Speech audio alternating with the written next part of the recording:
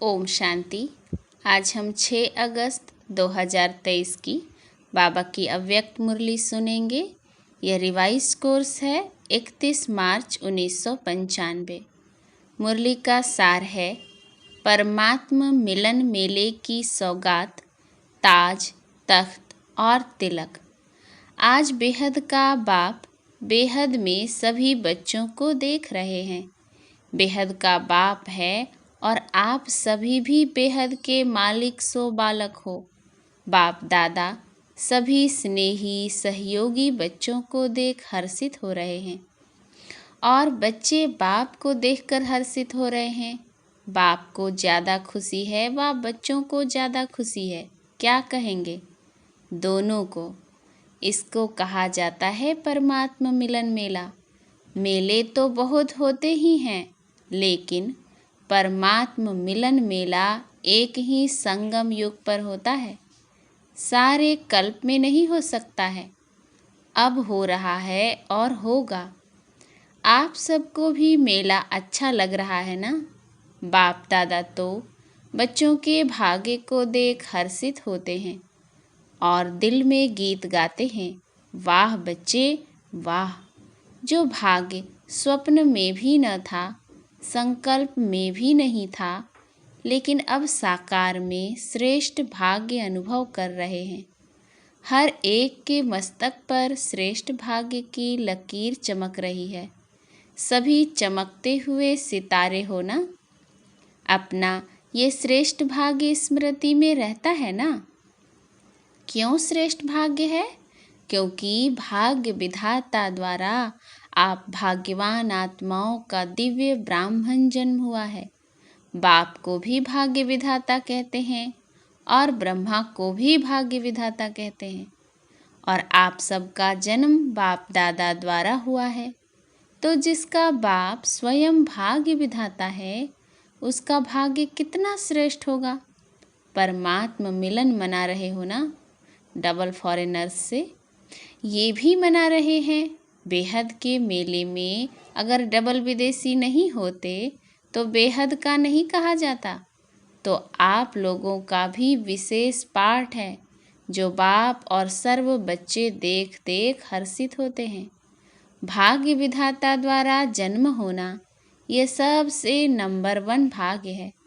साथ साथ सारे कल्प में किसी भी जन्म में एक ही परमात्मा बाप भी बने, शिक्षक भी बने, सतगुरु भी बने और सर्व संबंध भी निभाए।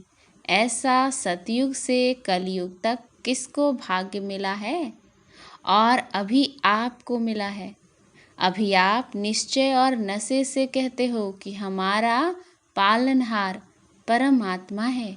दुनिया वाले कहने मात्र कहते हैं कि परमात्मा ही पाल रहा है, लेकिन आप प्रैक्टिकल अनुभव से कहते हो कि परमात्मा बाप है और बाप ही पालनहार है। पालना कर रहे हैं। नशा है ना? या थोड़ा थोड़ा भूल जाते हो? चलते चलते अपने श्रेष्ठ भाग्य को साधारण समझ लेते हो। है श्रेष्ठ, लेकिन समझ साधारण लेते हो। इसीलिए जो नशा और खुशी की झलक सदा होनी चाहिए, वह नहीं रहती। वैसे 1 सेकंड भी भूल नहीं सकते, लेकिन कॉमन समझ लेते हो कि बाप मिल गया, हमारा हो गया, हम भी बाप के हो गए। जब हमारा है तो नशा फकूर होना चाहिए ना, लेकिन कभी ऊंचा तो कभी मध्यम, कभी साधारण हो जाता है। सोचो, हमारा बाप परमात्मा है और फिर शिक्षक डायरेक्ट परमात्मा है। क्या शिक्षा दी? आपको क्या बना दिया? त्रिनेत्री, त्रिकालदर्शी, त्रिलोकीनाथ। ऐसी कोई पढ़ाई पढ़ता है? अभी तक ये डिग्री सुनी है? जज, बैरिस्टर, डॉक्टर, इंजीनियर, ये तो सब डिग्रीज देखी हैं, लेकिन त्रिलोकीनाथ, त्रिकालदर्शी, त्रिनेत्री, नॉलेजफुल, ऐसी डिग्री देखी है?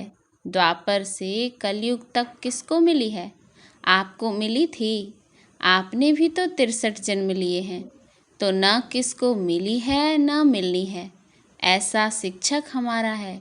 साइंस वाले साइंस की कितनी भी योजना करें तो भी त्रिलोक तक नहीं पहुंच सकते। तीनों लोकों का नॉलेज प्राप्त हो नहीं सकता। और आप में तो 5 वर्ष का बच्चा भी तीनों लोकों की नॉलेज देता है। वो भी फलक से कहेगा, हाँ सूक्ष्म वतन है, मूल वतन है। तो परम आत्मा शिक्षक भी है।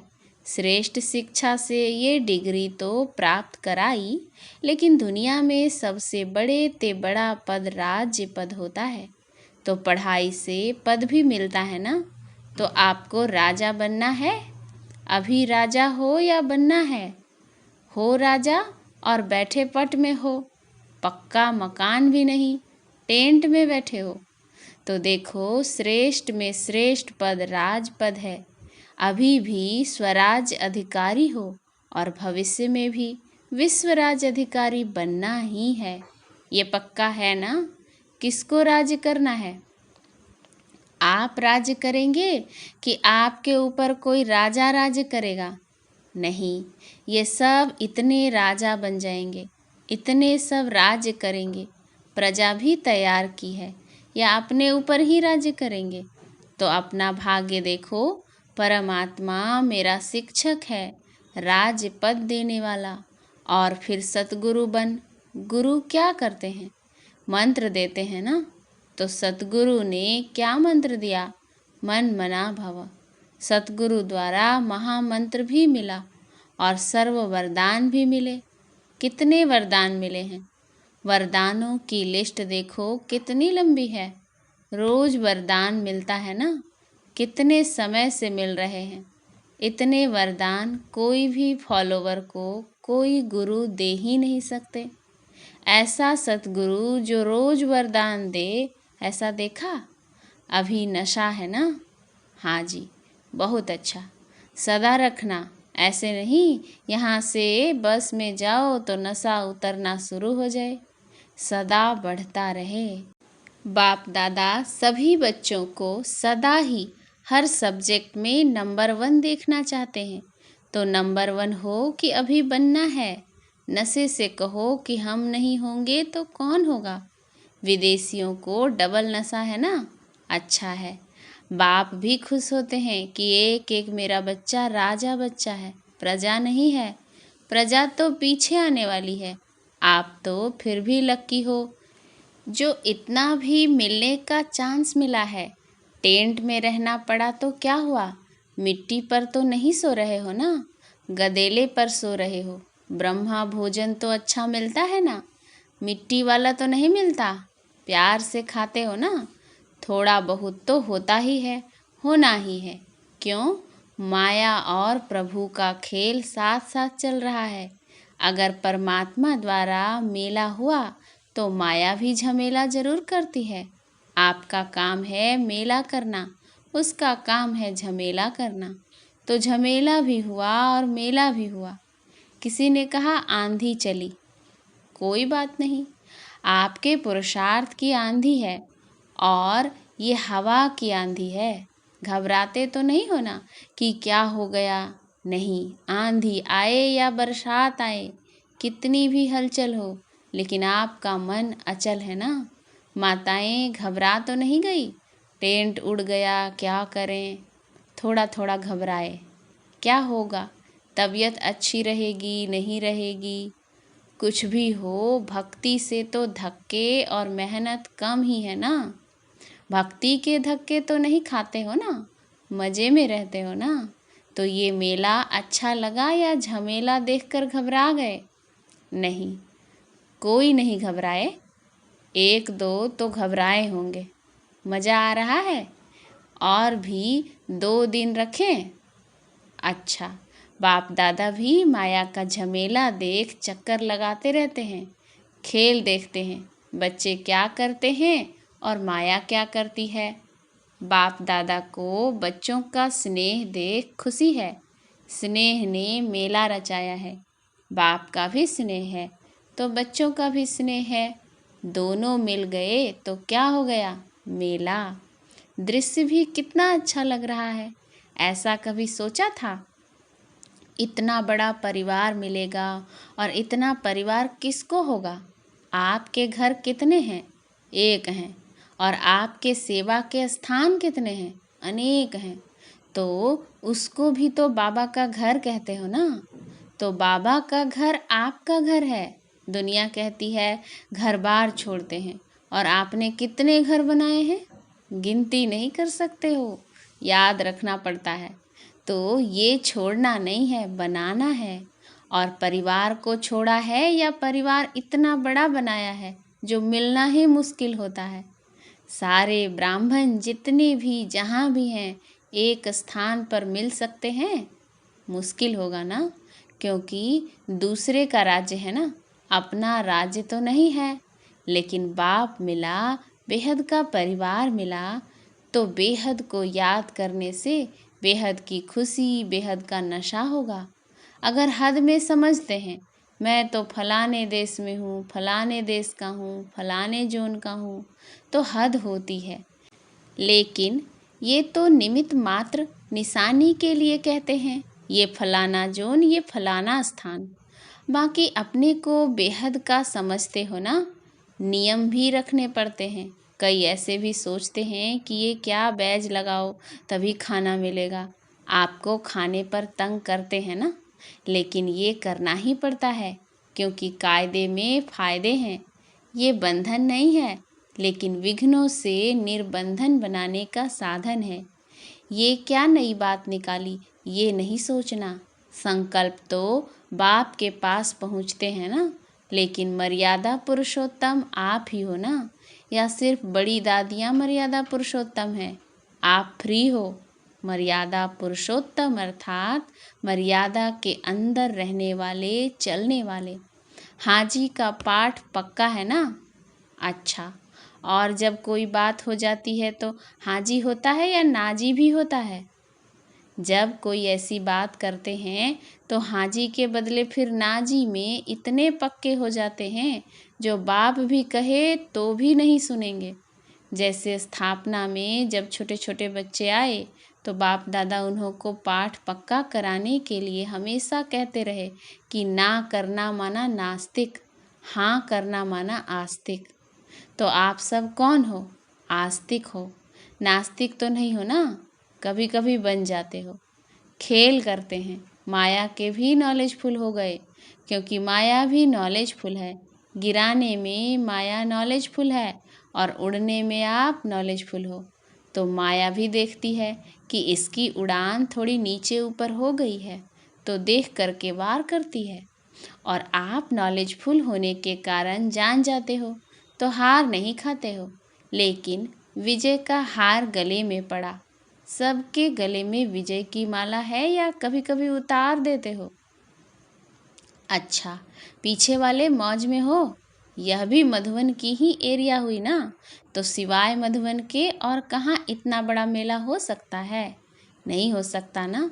तो मधुबन है बेहद का घर, यहाँ सब बेहद है। और जगह फिर भी सब देखना पड़ता है, और यहाँ संकल्प किया और हो गया। तो सभी अपने भाग्य द्वारा परमात्मा मेले में पहुँच गए। जो पहले बारी इस कल्प में आए हैं वो हाथ उठाओ। करीब 13-14 हजार भाई बहनों की सभा है, उसमें बहुत से नए भाई बहनें हैं। अच्छा है, टीवी में देख रहे हो, ये भी देखो मेजॉरिटी साइंस के साधन अभी अभी निकले हैं। कुछ वर्ष पहले ये साइंस के साधन भी नहीं थे, लेकिन किसके लिए निकले हैं? आपके लिए। बाप दादा भी साइंस वाले बच्चों को मुबारक देते हैं, क्योंकि बाप के बच्चे उससे सुख तो ले रहे हैं ना। तो कितना अच्छा लग रहा है। लेकिन बाप दादा अब क्या चाहते हैं? स्थापना हुए कितने वर्ष हो गए? डायमंड जुबली मनाने की तैयारी कर रहे हो। तो बाप दादा ने अभी सभी बच्चों को राजा बच्चे कहा ना। सब राजा हैं। राजा तख्त नसीन होता है ना। राज्य की निशानी ताज, तख्त और तिलक होता है। तो बाप दादा इस वर्ष में चाहे नए हो चाहे पुराने, अगर नए भी हो तो समाप्ति का समय तो नयों के लिए भी समीप है, तो पुरानों के लिए भी समीप है। ऐसे नहीं समझना कि हमारे को भी 60 वर्ष शायद मिलने हैं। नहीं, आपको मेकअप करना है। अगर लास्ट आए हो तो फास्ट जाना है, लेकिन संपन्न होने का, समाप्ति का समय सबका एक ही है। इसीलिए चाहे नए हो या पुराने हो, लेकिन मैं स्वराज्य अधिकारी आत्मा हूँ। सदा स्मृति का तिलक लगा हुआ ही है, कभी मिट जाए कभी लगा हुआ हो नहीं।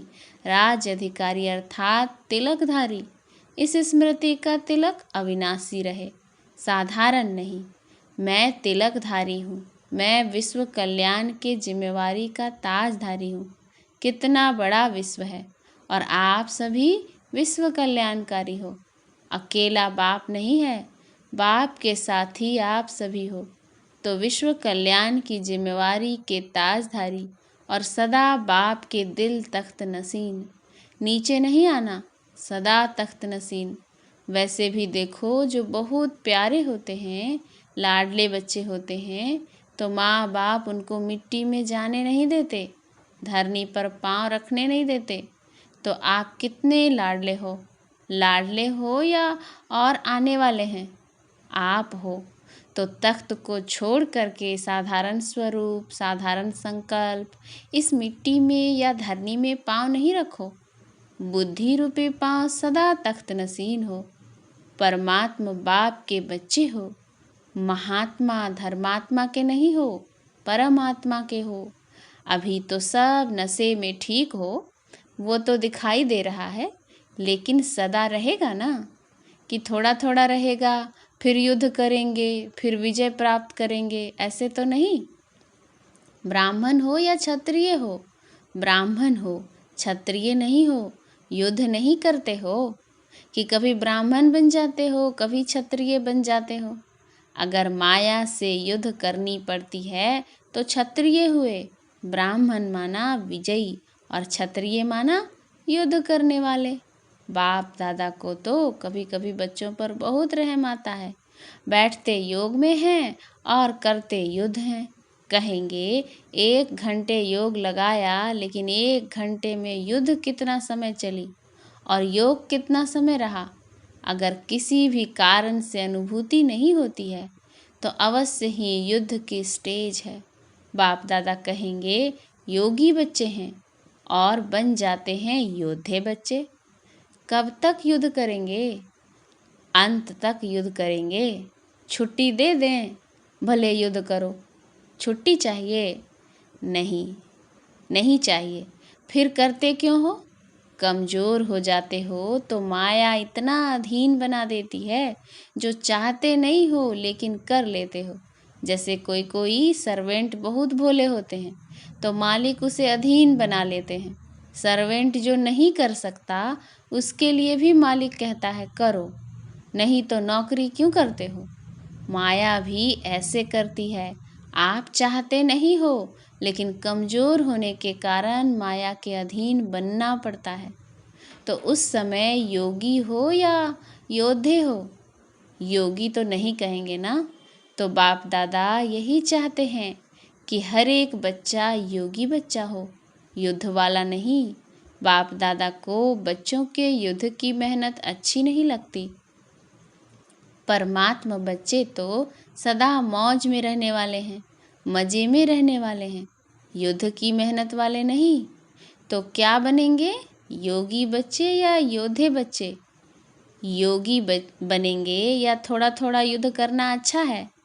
कहने में तो हाँ हाँ करते हो, और जब करते हो तो उस समय फोटो निकलता है। तो इस वर्ष सभी का चार्ट हो, सदा राज्य अधिकारी, अधीनता समाप्त। अच्छा, सर्व तरफ के, देश विदेश के सर्व सूक्ष्म स्वरूप से दृश्य देखने वाली आत्माएं, चारों ओर के सदा श्रेष्ठ पालना में पलने वाली, श्रेष्ठ पढ़ाई से राज्य पद पाने वाली आत्माएं, सतगुरु द्वारा सर्व वरदान प्राप्त करने वाली आत्माएं, सदा माया जीत विजयी रत्न, सदा युद्ध को छोड़ राजयोगी स्थिति में स्थित रहने वाली सर्वश्रेष्ठ आत्माओं को बाप दादा का याद, प्यार और नमस्ते।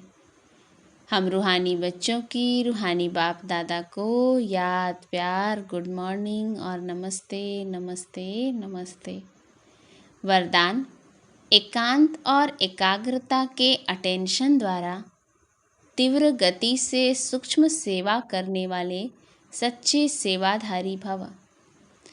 दूर बैठे बेहद विश्व के आत्माओं की सेवा करने के लिए मन और बुद्धि सदा फ्री चाहिए। छोटी छोटी साधारण बातों में मन और बुद्धि को बिजी नहीं करो। तीव्र गति की सूक्ष्म सेवा के लिए एकांत और एकाग्रता पर विशेष अटेंशन दो। बिजी होते भी बीच बीच में 1 घड़ी 2 घड़ी निकाल एकांत का अनुभव करो। बाहर की परिस्थिति भल हलचल की हो, लेकिन मन बुद्धि को जिस समय चाहो एक के अंत में सेकेंड में एकाग्र कर लो। तब सच्चे सेवाधारी बन बेहद सेवा के निमित्त बन सकेंगे। स्लोगन: ज्ञानी तू आत्मा वह है जो ज्ञान के हर राज को समझकर राजयुक्त, युक्ति युक्त और योग युक्त हो कर्म करे। अच्छा, ओम शांति।